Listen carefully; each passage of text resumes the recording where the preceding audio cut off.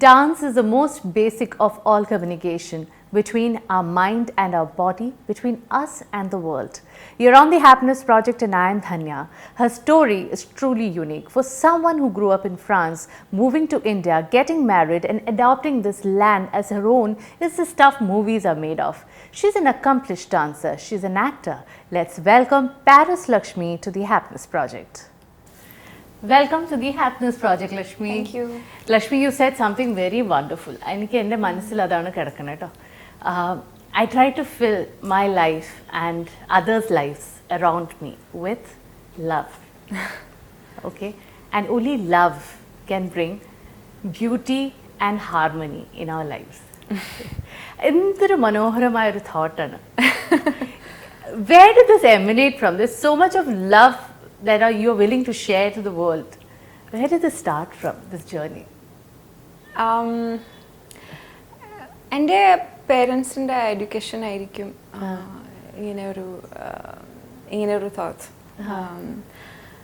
എൻ്റെ അച്ഛനും അമ്മയും ഭയങ്കര എപ്പോഴും നല്ല ഒരു സ്നേഹമുണ്ട് ഫോർ എവ്രി വൺ.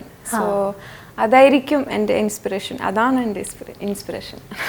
ലക്ഷ്മിയുടെ ഗ്രാമത്തിന്റെ പേര് എനിക്കത് ഞാൻ പറയാൻ പോലും ശ്രമിക്കുന്നില്ല. ഒന്ന് പറയുക. ആ ഗ്രാമമല്ലല്ലോ, ഒരു ചെറിയ ടൗൺ ആണ്.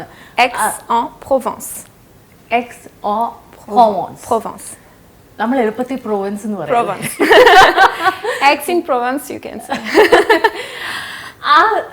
അവിടുത്തെ ഓർമ്മകൾ എന്താണ് ഇപ്പോൾ ലക്ഷ്മിക്കുള്ളത്? എത്രയോ വർഷങ്ങളായിട്ട് അവിടെ നിന്ന് മാറി നിൽക്കുകയാണ്. പക്ഷെ അവിടെ നിന്നുള്ള ഏറ്റവും മനസ്സിൽ തട്ടുന്ന ഓർമ്മ എന്താണ്? സോ എൻ്റെ സ്ഥലം സൗത്ത് ഓഫ് ഫ്രാൻസ്. എൻ്റെ ടൗൺ ഒരു ചെറിയ ടൗൺ ആണ്, വില്ലേജ് അല്ല, പക്ഷെ എന്നാലും വലിയ ടൗൺ ഒന്നുമില്ല. പിന്നെ ഒരുപാട് ഹിസ്റ്ററി ഉണ്ട്. ഇപ്പോഴും പഴയ ബിൽഡിങ്സ് ഉണ്ട്, like from the 16th or 17th century അങ്ങനെ ഉണ്ട്. പിന്നെ 19th century. സോ ഡിഫറെൻറ്റ് സെൻറ്ററീസ് അങ്ങനെ ഒരു ഹിസ്റ്ററി കാണാൻ പറ്റും എൻ്റെ ടൗണിൽ. പാർട്ടിക്കുലർലി സെൻറ്റർ വളരെ സുന്ദരമായിട്ട് ഒരു സ്ഥലമാണ്. ഈ നേച്ചറിനുള്ള ഒരു അഫിനിറ്റി ഉണ്ടല്ലോ, ആ അഫിനിറ്റി ആണോ ലക്ഷ്മിയെ കേരളത്തിലേക്ക്, ലക്ഷ്മിയുടെ അച്ഛനും അമ്മയും കേരളത്തിലേക്ക് എത്തിച്ചത്? ഇന്ത്യ എൻ്റെ ഫാമിലി ഒരു വലിയ കണക്ഷൻ ഉണ്ട്. അത് വർഷങ്ങളായിട്ട് ഒരു കണക്ഷനാണ്. സോ ആദ്യമായിട്ട് ഇന്ത്യയിൽ എപ്പോഴാണ് വന്നത്? എത്ര വയസ്സുണ്ടായിരുന്നു? എന്താണ് കണ്ടത്? അവിടെ നിന്ന് എന്താണ് ഓർമ്മ ഉള്ളത്? 5 വയസ്സായിരുന്നു. 5 വയസ്സ്, തീരെ കൊച്ചുകുട്ടി. അധികം എവിടേക്കാ പോയേ? നോർത്ത് ഇന്ത്യയിൽ പോയി, സൗത്ത് ഇന്ത്യ പോയിട്ടില്ല. ഈ ഫസ്റ്റ് ട്രിപ്പ് എനിക്ക് തോന്നുന്നു നോർത്ത് ഇന്ത്യ മാത്രം പോയിട്ടുണ്ട്, കുറേ സ്ഥലത്ത്. പിന്നെ എല്ലാ വർഷം ഇങ്ങനെ വന്നു. ഈ ഫസ്റ്റ് ട്രിപ്പ് ഒരു ടെസ്റ്റ് ആയിരുന്നു for my parents to see if my brother and I would like to come back and all that. അതൊരു പക്ഷേ ഓൾറെഡി വീട്ടിലെ ഒരുപാട് Indian things were there from India already at home. So അങ്ങനെ ഒരു sensibility, ഒരു connection already ഉണ്ടായിരുന്നു. Even if I was only 5, ഗണേശൻ്റെ story, കൃഷ്ണൻ്റെ സ്റ്റോറി, ഇങ്ങനെ I was use to hear the stories of Hindu gods from my mother. So അങ്ങനെ already ഒരു knowledge ഉണ്ടായിരുന്നു ഇവിടെ വന്നപ്പോൾ. നമുക്കൊരു പക്ഷേ നമ്മൾ മലയാളികളായിട്ട്, നമ്മൾ ഇന്ത്യക്കാരായിട്ട് തന്നെ, നമ്മൾ ഇന്ത്യയിൽ ജീവിക്കുന്ന വ്യക്തികൾക്ക് അറിയാൻ മേലാത്ത കഥകൾ ഒരുപക്ഷെ ലക്ഷ്മിക്ക് അറിയാം. ലക്ഷ്മി നാരായണൻ, ഈ ഒരു കോമ്പിനേഷൻ പേര് അമ്മ ചൂസ് ചെയ്താണെന്ന് അറിയാം. അതെന്താണ് സംഭവിച്ചത്? എങ്ങനെയാണ് അമ്മ ഡിസൈഡ് ചെയ്തത് ഈ പേരുകൾ തന്നെ വേണം? ഇങ്ങനെ അറിവുണ്ടായിട്ടാണോ അതോ ഇല്ലാതെയാണോ? അത് എങ്ങനെയാണെന്ന് എനിക്കറിയില്ല. പക്ഷേ പ്രഗ്നൻസിൻ്റെ സമയത്ത് അമ്മ അച്ഛനോട് പറഞ്ഞു, if it is a girl Lakshmi ആയിരിക്കും, if it is a boy Narayan ആയിരിക്കും. അപ്പോൾ അങ്ങനെ ഒരു it came to her mind. I cannot explain why, but അങ്ങനെ വന്നു. ലക്ഷ്മിയുടെ ലവ് സ്റ്റോറിയിലേക്ക് കടക്കുന്നതിന് മുമ്പ് ലക്ഷ്മിയുടെ അച്ഛനും അമ്മയുടെ ലവ് സ്റ്റോറി ഒന്ന് കേട്ടാൽ കൊള്ളാവുന്നുണ്ട്. എന്താ അവരെങ്ങനെയാണ് ഇന്ത്യയിലെത്തിയത്? അച്ഛനാണ് ആദ്യമായിട്ട് ഇന്ത്യയിലേക്ക് വരിക അല്ലേ? അതെ, അച്ഛൻ 82 ഫസ്റ്റ് ടൈം വന്നിട്ടുണ്ടായിരുന്നു. സോ അച്ഛൻ ഫ്രാൻസിലെ ഒരുപാട് ഡ്രാമ ആർട്ടിസ്റ്റാണ്. അപ്പോൾ അവിടെ ഒരുപാട് സ്റ്റുഡൻസ്, പിന്നെ ഒരു തിയേറ്റർ കമ്പനി ഉണ്ടായിരുന്നു, ഷോസ് ഉണ്ടായിരുന്നു. പിന്നെ അമ്മ ഓൾറെഡി ഒരുമിച്ച്, അച്ഛനമ്മ ഒരുമിച്ചായിരുന്നു ജീവിതം. ടീച്ചറായിരുന്നു അല്ലേ? അതെ, ആദ്യം ഹി വാസ് ഹർ ടീച്ചർ. പിന്നെ അച്ഛൻ്റെ കമ്പനി, തിയേറ്റർ കമ്പനി ജോയിൻ ചെയ്തു അമ്മയ്ക്ക്. So they were also working together and also. പക്ഷേ അച്ഛൻ ഇങ്ങനെ എല്ലാം വിട്ടുപോയി. He left everything. Left everything meaning even your mom? And he left to India. അപ്പം അത്ര ഒരു എനിക്ക് പറയാൻ പറ്റില്ല എങ്ങനെയാണ് ഒരു അത്ര സ്ട്രോങ് കണക്ഷൻ ഉണ്ടായി.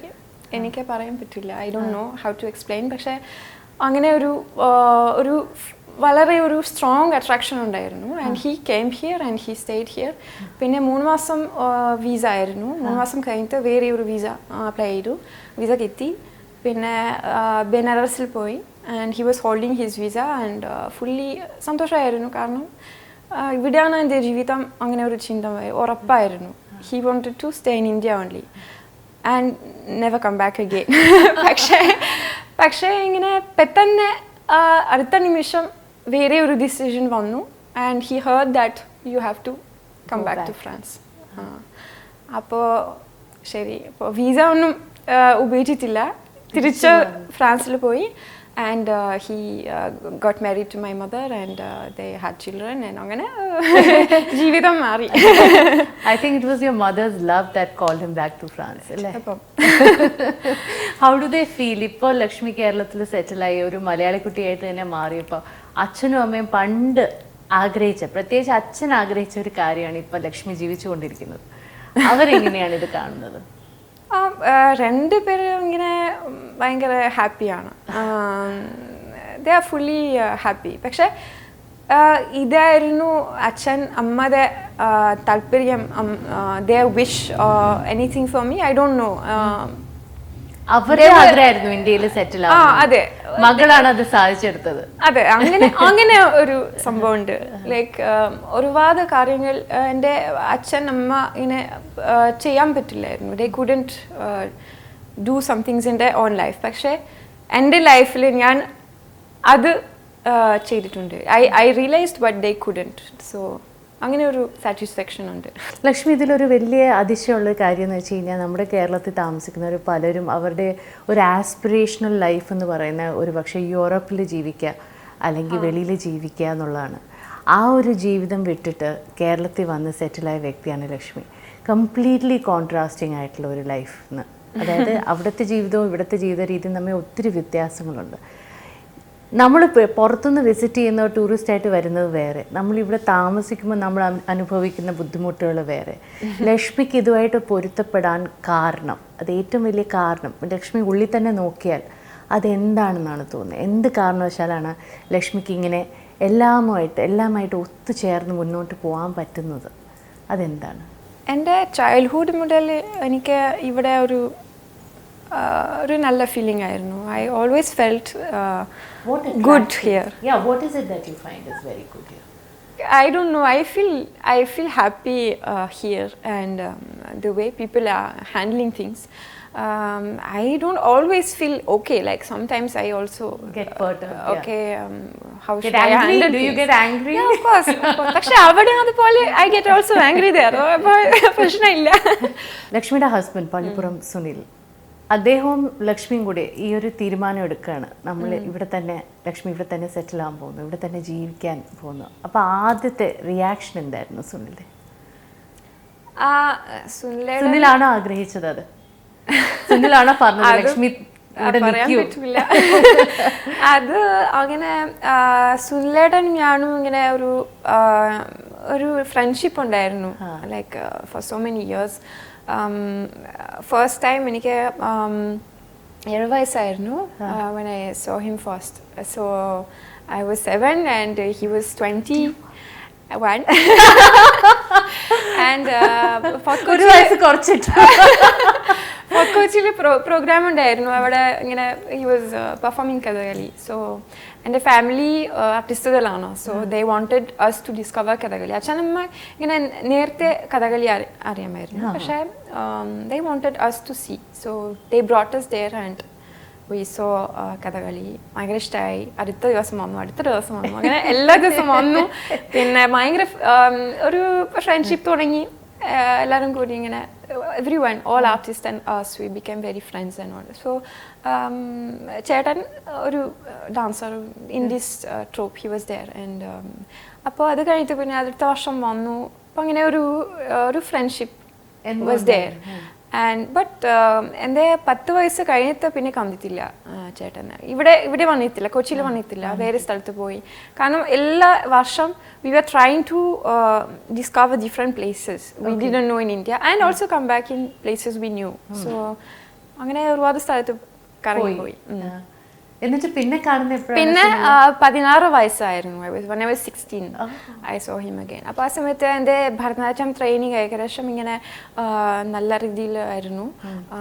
So he asked me to perform for him and he wanted to see what I learned and all. And അപ്പോൾ ചേട്ടൻ എൻ്റെ ഡാൻസ് ഇഷ്ടമായി. അപ്പോൾ ചേട്ടൻ ഇങ്ങനെ ഒരുപാട് എന്നെ എൻകറേജ് ചെയ്തു. ആൻഡ് he told me ഒരുപാട് പ്രോഗ്രാംസ് ചെയ്യണം, ഇവിടെ ചെയ്യണം. ഞാൻ ആ സമയത്ത് ഇവിടെ programmes ചെയ്തിട്ടില്ലായിരുന്നു. I had performed in France a lot, but not ഇല്ല. അപ്പോൾ അങ്ങനെ ചേട്ടൻ പറഞ്ഞു എൻ്റെ അമ്പലം ഉണ്ട്, വൈക്കത്തമ്പലം. സോ അമ്പലത്തിൽ വെച്ച് ഒരു പെർഫോമൻസ് ചെയ്യണം, ഞാൻ ഓർഗനൈസ് ചെയ്ത് തരാം. So, but I performed there only later when I was 19 years old, only much later. But പക്ഷെ അങ്ങനെ ഒരു ലോങ് ടൈം കണക്ഷൻ ആയിരുന്നു, ലോങ് ടൈം ഫ്രണ്ട്ഷിപ്പ് ആയിരുന്നു. പിന്നെ എനിക്ക് പറയാൻ പറ്റില്ല, പക്ഷേ എക്സ്പ്ലെയിൻ ചെയ്യാൻ പറ്റുന്നില്ല. പക്ഷേ അങ്ങനെ ഒരു പണ്ട് മുതലൊരു ഫ്രണ്ട്ഷിപ്പ് മാത്രമല്ല, something which I could understand from him and he could understand from me was there. And it was there also when I was a child. So I felt that at that time and I always felt it. So something was there and so that's why it happened. Something because I was right about it. Yeah. പക്ഷെ എങ്ങനെ ഒരു decision എടുക്കാൻ പറ്റും ആ ചെറിയ പ്രായം, difficult ആയിട്ടുള്ള ഒരു ഡിസിഷൻ. കാരണം എൻ്റെ marriage I was 21 when I got married, so it's very young. Very young. But I think I got so many, you know, while traveling, I saw many things of life and I could somehow understand. Mentally ഒരു പക്ഷേ 21 വയസ്സിനേക്കാളും കൂടുതൽ matured ആയിരുന്നു. അതെ, ചിലപ്പം അങ്ങനെ ഒരു ഉറപ്പാണ്, ഒരു മെച്യൂരിറ്റി ഉണ്ടായിരുന്നു. So I knew who I was and I knew who was the person to be there for me. So that's how I could take the decision. You know, നമ്മുടെ നാട്ടിൽ നമ്മൾ കല്യാണം ഉറപ്പിക്കാൻ നേരത്തെ ഫാമിലി ബാക്ക്ഗ്രൗണ്ട് നോക്കും, horoscope നോക്കും, educational qualification നോക്കും, income നോക്കും, എല്ലാ പാരാമീറ്റേഴ്സും ടിക്ക് ചെയ്ത് കഴിഞ്ഞിട്ടാണ് കല്യാണങ്ങൾ നടത്തുക. അത് തന്നെ വർക്ക് ചെയ്യണോ ഇല്ലയോ എന്ന് ഒരു ഗ്യാരണ്ടി ഇല്ല. ഇവിടെ ലക്ഷ്മി വേറൊരു രാജ്യത്ത് നിന്ന്, വേറൊരു കൺട്രിയിൽ നിന്ന്, വേറൊരു കൾച്ചറൽ ബാക്ക്ഗ്രൗണ്ടിൽ നിന്ന്, ഇത്രയും ഡിഫറെൻ്റ് ആയിട്ടുള്ള ഒരു ലൈഫിൽ നിന്നും ഇങ്ങനെ ഒരു വ്യക്തിയായിട്ട്, അതും ഏജ് ഡിഫറൻസ് എന്ന് പറയാൻ നല്ലൊരു ഏജ് ഡിഫറൻസ്. നിങ്ങളുടെ മാരേജിൻ്റെ സക്സസിൻ്റെ എസെൻസ് എന്താണ്? The way we share things and what to say, he is very honest with me and I am also honest with him. We don't try to hide from each other. So that's I think the only thing which എൻ്റെ character അത്ര എപ്പോഴും നല്ല character ഒന്നുമല്ല. എനിക്ക് പെട്ടെന്ന് ദേഷ്യം വരാൻ പറ്റും, പിന്നെ ബുദ്ധിമുട്ടാണ്, എനിക്കറിയാം. I know it is difficult to be with me, so he can handle that, so that is a big quality. ലക്ഷ്മിയുടെ ഡാൻസ് ഫോം ഇപ്പോൾ പെർസ്യൂ ചെയ്യുന്നത് പ്രൈമറിലി ഭരതനാട്യം ആണെങ്കിലും ലക്ഷ്മിയുടെ wide array of dance forms പഠിച്ചിട്ടുണ്ട്. ബാലെ, കോണ്ടംപററി, ജാസ്, ഫ്ലെമൻകോ, പിന്നെ ഇതുള്ള hip hop also. ഇതെല്ലാം കൂടി ഒന്നിച്ച് എങ്ങനെയാണ് കൊണ്ടുപോകുന്നത്? ഏതെങ്കിലും ചൂസ് ചെയ്യാറുണ്ടോ? ഞാൻ ഇപ്പോൾ ഇതിലാണ് ഫോക്കസ് ചെയ്യേണ്ടതെന്ന് ആലോചിക്കാറുണ്ടോ? ഭരതനാട്യമാണ് എൻ്റെ മെയിൻ ഫോക്കസ്. പക്ഷേ മറ്റുള്ള ആർട്ട് ഫോംസ് എപ്പോഴും എൻ്റെ കൂടെ ഉണ്ട്. ഞാനങ്ങനെ I try to maintain all these things, and if anything comes in my way, I will be going for that, if it is dance. ഇതിലൊക്കെ ഏറ്റവും ഇഷ്ടപ്പെട്ട ഒരു ഡാൻസ് ഫോം ഏതാ personally that you feel completely in line with? Dance ആണ്. ഏതായാലും കുഴപ്പമില്ല. Anything which makes you move and feel that beat inside, whatever makes you dance, that is what I like. എനിക്ക് ഒരു പാർട്ടിക്കുലർ ഒരു dance style I cannot say it's Bharatanatyam, കാരണം എല്ലാം ഇഷ്ടമാണ്. പക്ഷെ Bharatanatyam it's quite well matching with my personality. പക്ഷെ why do you say that? അത് എന്തുകൊണ്ട്? കാരണം ഭരതനാട്യം ഒരു കംപ്ലീറ്റ് ആർട്ട് ഫോമാണ്. എല്ലാം ഉണ്ട്. ഡെവോഷൻ, തിയേറ്റർ, ഡാൻസ്, അതെല്ലാം കൂടി ഒരു നല്ലൊരു കോമ്പിനേഷനാണ്. So that's why I love this art form so much. I cannot say that it's my favorite, പക്ഷെ I feel complete when I perform Bharatanatyam. ഡാൻസിനെ കുറിച്ച് ഞാൻ വായിച്ചതാണ്. It is the most honest and the most basic form of communication between me, my mind and my body, and myself and the world. What does dancing mean to you, Laxmi? എനിക്ക് dance ഇല്ലെങ്കിൽ ജീവിക്കാൻ പറ്റുന്നില്ല. എനിക്ക് violent ആവും. Dance ഇല്ലെങ്കിൽ ജീവിക്കാൻ പറ്റില്ല, violent ആവും. സത്യമാണ്. അല്ല, എൻ്റെ അമ്മ പറയുന്നുണ്ട്, ഷീ ഈസ് ടെല്ലിങ് ദാറ്റ് കുറച്ച് ദിവസം കഴിഞ്ഞ് ഡാൻസ് ഇല്ലെങ്കിൽ ലക്ഷ്മിക്ക് വയലന്റ് ആവും, ഭയങ്കര വേറെ ഒരു ക്യാരക്ടർ വരും. So I think that's because എൻ്റെ ഉള്ളിൽ എല്ലാ ഫീലിങ്സ് പുറത്തേക്ക് വെക്കണം. And the best way to do it is through movement. And when I dance എൻ്റെ എല്ലാ ഐഡിയാസ്, ഓർമ്മകൾ എല്ലാം അത് പോവും. അതൊന്നുമില്ല. ഡാൻസ് കളിക്കുമ്പോൾ മൂവ്മെൻറ്റ് ഉള്ളൂ. പിന്നെ ഭരതനാട്യം കളിക്കുമ്പോൾ ഈ കൃഷ്ണൻ ഇല്ലെങ്കിൽ ശിവൻ അത് മാത്രമേ ഉള്ളൂ. So you are connected to something. You can feel it in a different way. Someone will feel I'm connected to my movement, I'm connected to God, I'm connected to my breath. പക്ഷേ അങ്ങനെ ഒരു focus ഉണ്ട്.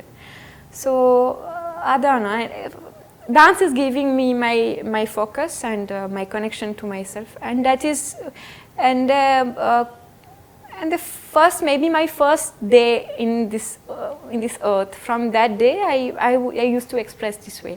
അച്ഛൻ എപ്പോഴും പറയാറുണ്ട്, എനിക്ക് I was not able to walk, നടക്കാൻ പറ്റില്ലായിരുന്നു, അത്രയും കുഞ്ഞായിരുന്നു.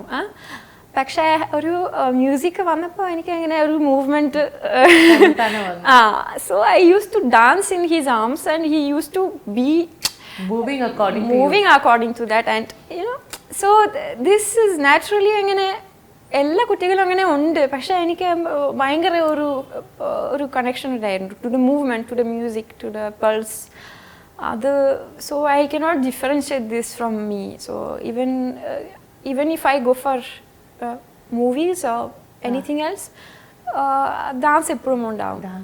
കാരണം എനിക്ക് പിന്നെ വേറെ ഒരു എപ്പോഴെങ്കിലും ലക്ഷ്മി ഒത്തിരി വിഷമിച്ചിരുന്ന് അല്ലെങ്കിൽ ഒത്തിരി ബുദ്ധിമുട്ടിലുണ്ടായിരുന്ന സമയത്ത് ഡാൻസിങ് ലക്ഷ്മിയെ റെസ്ക്യൂ ചെയ്തിട്ടുണ്ടോ? Has it ever happen to you? Can you narrate one such experience? You have to be a little open, please. Actually yes, ഒരു ഭയങ്കര ഒരു ഇമ്പോർട്ടൻറ്റ് സ്റ്റോറി ഉണ്ട്. എൻ്റെ 19 വയസ്സിന് സമയത്ത് ഞാൻ ഇവിടെ ഒരു വർഷം എൻ്റെ ഫാമിലിയും ഞാനും ഇവിടെ താമസിച്ചു കേരളത്തിൽ. ആ സമയത്ത് എൻ്റെ ഹസ്ബൻഡും ഞാനും ഇങ്ങനെ തീരുമാനിച്ചു കല്യാണം കഴിക്കാൻ. So we decided to marry. 19 വയസ്സായിരുന്നു ഞാൻ. പക്ഷേ ആ സമയത്ത് ഇങ്ങനെ സിറ്റുവേഷൻ അത്രയ്ക്ക് കറക്റ്റ് അല്ലായിരുന്നു. പിന്നെ എനിക്ക് പ്രായം കുറവായിരുന്നു. സോ ഐ തോട്ട് എൻ്റെ ലൈഫൊന്നും സെറ്റിൽ ആയിട്ടില്ല, എങ്ങനെ കല്യാണം കഴിയും, ഇറ്റ്സ് നോട്ട് പോസിബിൾ. പിന്നെ എൻ്റെ വിസ കഴിഞ്ഞു. സോ ഞാൻ അങ്ങനെ ചെന്നൈയിൽ പഠിച്ചിട്ടുണ്ടായിരുന്നു Bharatanatyam. So I was studying there and the visa got over. So we came back to France. പിന്നെ I had to work because എൻ്റെ കയ്യിൽ പൈസ ഒന്നും ഇല്ലായിരുന്നു, എൻ്റെ പേരൻസിൻ്റെ കയ്യിൽ പൈസ ഇല്ലായിരുന്നു. And I had to fly back to India after some time. എൻ്റെ wish was to come and stay here and then to marry my husband. അതായിരുന്നു എൻ്റെ ഗോൾ. പക്ഷേ കയ്യിലൊന്നും ഇല്ലായിരുന്നു. ആൻഡ് ഡ്യൂറിങ് 1 year ഡാൻസ് പഠിപ്പിച്ചു, ഭരതനാട്യം പഠിപ്പിച്ചു, വർക്ക്ഷോപ്സ് ചെയ്തിട്ടുണ്ട്, പിന്നെ ഒത്തിരി പ്രോഗ്രാംസ് ചെയ്തിട്ടുണ്ട്. Even I performed for my friends in small houses, private performance for some people. എന്തെങ്കിലും കൊടുത്തിട്ടുണ്ടായിരുന്നു. ഒരു ടിക്കറ്റ് ഷോ അല്ല, they were just giving whatever they wanted. പിന്നെ I performed in the middle of ടൗണിൻ്റെ ജംഗ്ഷൻ അല്ല, in front of the church. ചർച്ചിൻ്റെ ഫ്രണ്ടിലെ ഒരു ഏരിയ ഉണ്ടായിരുന്നു, ഒരു ഗ്രൗണ്ട് പോലെയായിരുന്നു. സോ ഐ ഡിസൈഡഡ് ഓക്കെ, ഒന്നും ചെയ്യാൻ പറ്റില്ല, കയ്യിലൊന്നുമില്ല, എനിക്ക് വേറെ ജോലി അറിയില്ല, എൻ്റെ ഡാൻസാണ് എൻ്റെ ജീവിതം. സോ ഈ വഴി പോവാം. My father use to also do that, he use to also perform this വേ.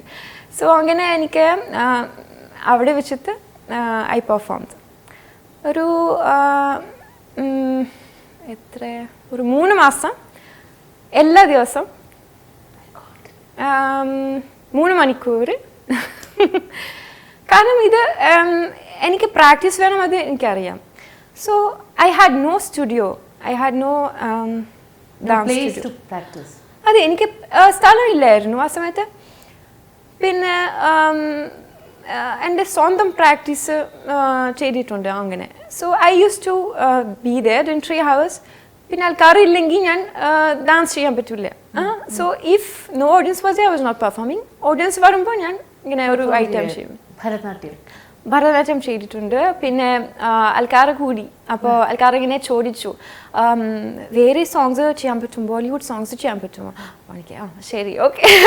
അപ്പോൾ ആദ്യം ഭരതനാട്യം ചെയ്തു. പിന്നെ I was changing my costume and I was performing Bollywood. പിന്നെ കുറച്ച് കഴിഞ്ഞിട്ട് ഒരു in front of the sea ഒരു പോർട്ടായിരുന്നു. അപ്പോൾ അവിടെ ഒത്തിരി ടൂറിസ്റ്റുകളുണ്ടായിരുന്നു. അപ്പോൾ എല്ലാ ദിവസവും ഒത്തിരി ടൂറിസ്റ്റ് വന്നിട്ടുണ്ടായിരുന്നു. ഒരു പ്രാവശ്യം ഒരു 100-150 ആൾക്കാർ ഇങ്ങനെ എൻ്റെ they were all around me and watching me performing. അപ്പോൾ എനിക്ക് പൈസ അങ്ങനെ ചോദിച്ചില്ല, പക്ഷേ ഒരു ചെറിയൊരു ബാസ്ക്കറ്റ് ഉണ്ടായിരുന്നു. And people were giving whatever they could. Actually ഈ 3 മാസം എൻ്റെ വർക്ക് ഒരു ഒഫീഷ്യൽ വർക്ക് അല്ലായിരുന്നു. പക്ഷേ ഈ 2 സൈഡ്സ് 2 കഫേ ഉണ്ടായിരുന്നു. ഈ 2 കഫേ ആദ്യം ഇങ്ങനെ എന്നെ നോക്കി, അതെന്താ എന്താ പരിപാടി.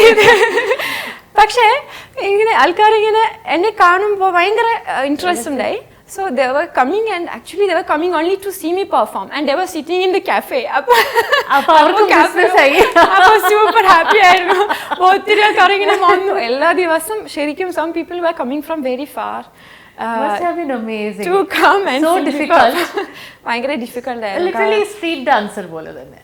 അതെ അതെ അത് തന്നെ അത് തന്നെ. പക്ഷേ എല്ലാ ദിവസം even if I was not fine, even some days I was very depressed. കാരണം എനിക്കറിയില്ലായിരുന്നു ഇത് നടക്കുമോ, ഞാൻ അങ്ങനെ അവിടെ പോകാൻ പറ്റുമോ, അവിടെ ജീവിക്കാൻ പറ്റുമോ. പിന്നെ ചേട്ടൻ ഇങ്ങനെ ഓൾറെഡി പ്രായമുണ്ടായിരുന്നു. So all his family are trying to get him married to someone else. അപ്പോൾ എനിക്ക് അങ്ങനെ ഈ ജീവിതം നടക്കുമോ, അങ്ങനെ ഒരു എല്ലാ ദിവസവും വിഷമമുണ്ടായിരുന്നു. അതെ. പിന്നെ എൻ്റെ കയ്യിലൊന്നും ഇല്ലായിരുന്നു. I couldn't do anything also. So that was the only solution. അപ്പോൾ എൻ്റെ സാധനം ഇതായിരുന്നു. ഐ ഹാഡ് ടു പെർഫോം എല്ലാ ദിവസവും ഇങ്ങനെ. That's how I could make things happen. Yeah. Make the money to come here. My God, what an amazing story, Laxmi. ഞാൻ ഇത് ഒരിക്കലും പറഞ്ഞിട്ടില്ലായിരുന്നു. ഡാൻസിങ് ആൻഡ് ഹാപ്പിനെസ്, ഒരു ആർട്ടിസ്റ്റിൽ നിന്ന് തന്നെ അറിയട്ടെ ഡാൻസിങ്ങും ഹാപ്പിനെസ്സും തമ്മിലുള്ള ബന്ധം. ഡാൻസ് കളിക്കുമ്പോൾ ലൈക്ക് അപ്പം തന്നെ ഒരു ഹാപ്പിനെസ് ഫീലിംഗ് വരും, അത് ഓട്ടോമാറ്റിക്കലി വരും. പക്ഷേ I have been also performing in times where I was not happy. പക്ഷേ അത് വളരെ ഒരു ഡിഫിക്കൾട്ട് പ്രോസസ്സാണ്. ഇങ്ങനെ ഒരു നമ്മുടെ മൈൻഡ് ഒരുപാട് ടെൻഷൻ, സ്ട്രെസ്, വിഷമം ഉണ്ടെങ്കിൽ എങ്ങനെ പെർഫോം ചെയ്യാൻ പറ്റും? അത് ഞാൻ ചെയ്തിട്ടുണ്ട്. So I have performed in times where I was extremely depressed. എനിക്കൊരു പ്രാവശ്യം when I was performing in that place, I was actually എനിക്ക് ഈ മേക്കപ്പ് ചെയ്യുമ്പോൾ I was crying. അപ്പോൾ ഒരു 1.5 മണിക്കൂർ എൻ്റെ കണ്ണിൽ ഇങ്ങനെ എഴുതി, പിന്നെ ഇങ്ങനെ കരഞ്ഞു, പിന്നെ എഴുതി, പിന്നെ കരഞ്ഞു, ഒത്തിരി സമയം ഇങ്ങനെ. പക്ഷേ അപ്പോൾ finally I told my mother, എനിക്ക് കളിക്കാൻ പറ്റില്ല അമ്മേ, നോക്ക് എൻ്റെ അവസ്ഥ നോക്ക്, കളിക്കാൻ പറ്റുന്നില്ല, വേണ്ട. അപ്പം അമ്മ പറഞ്ഞു, ഇല്ല, ഇതാണ് നിന്റെ ജീവിതം, ഇതാണ് ഡാൻസ് അല്ലേ, അപ്പോൾ നിന്റെ വിഷമം പുറത്തേക്ക് വെക്കണം. You just put it outside and you have to dance. That's the only thing. You just forget. Now you are going to dance. You just do that. You will feel happy after that. Okay, ശരി, ചെയ്യാം. ചെയ്തു. പക്ഷേ ശരിക്കും പെർഫോമൻസിൻ്റെ starting എനിക്ക് ഭയങ്കര ഒരു hard feeling ആയിരുന്നു. പക്ഷേ കളിക്കുമ്പോൾ during dancing I slowly started feeling better. ഈ പെർഫോമൻസ് കഴിഞ്ഞിട്ട് എനിക്ക് എല്ലാ സൊല്യൂഷൻസ് ഇങ്ങനെ എൻ്റെ തലയിൽ വന്നു. അപ്പോൾ അതാണ് happiness is dancing. Happiness is dancing. Thank you so much Lakshmi for being A part of the show. ഒത്തിരി സന്തോഷം ലക്ഷ്മിയോട് സംസാരിച്ചില്ല, ഒത്തിരി സന്തോഷം. Thank you.